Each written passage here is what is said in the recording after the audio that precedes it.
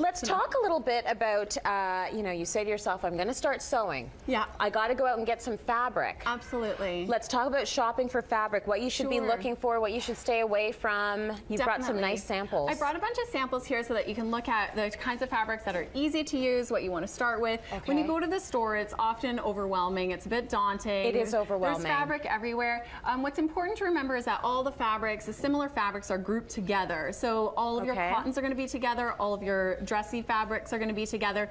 Often there's a sale area, which is good to hit up. Totally. So I brought you some different types of fabrics to look at.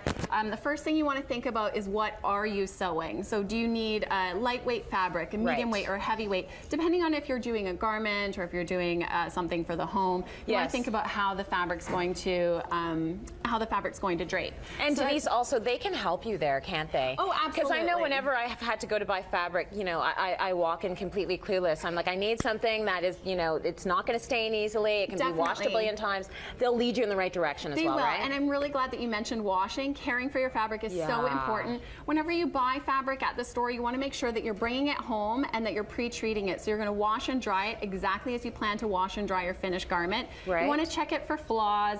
You want to make sure everything's okay with it. And it's a great idea to bring in a picture. So when you go there, you're going to say, I have this great cushion that I want to make, and this is what I have in mind. And then they can direct you to a heavier weight fabric such as this. Okay. So you found the fabric class you want to be in. Yes. Now you just have to pick color. Exactly. Pattern. So all the cottons will be grouped together. You'll pick which one appeals to you most, and then they'll be able to cut it out for you. Now, would you say generally, you know, this looks like a tough fabric to deal with? This is really tough, actually, and I brought some satins here, some more dressy fabrics.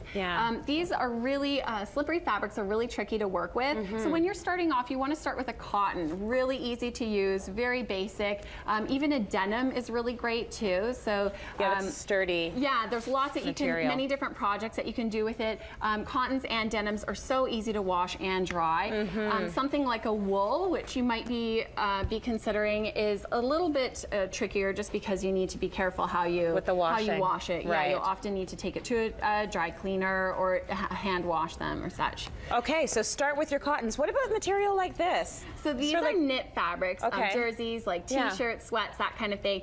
They are fairly tricky to work with, just because they stretch a lot. Yeah, although they are forgiving. So if you make something too small, it stretches out and it fits you perfectly. That is very true, because I would think this was very easy, but you're right. You make a good point. It's not too bad. The great thing about those is that they don't fray. So some of these other fabrics, when you sew them together, this one might. Fray. Right? What is this? So this, I brought you a large pattern to have a look at.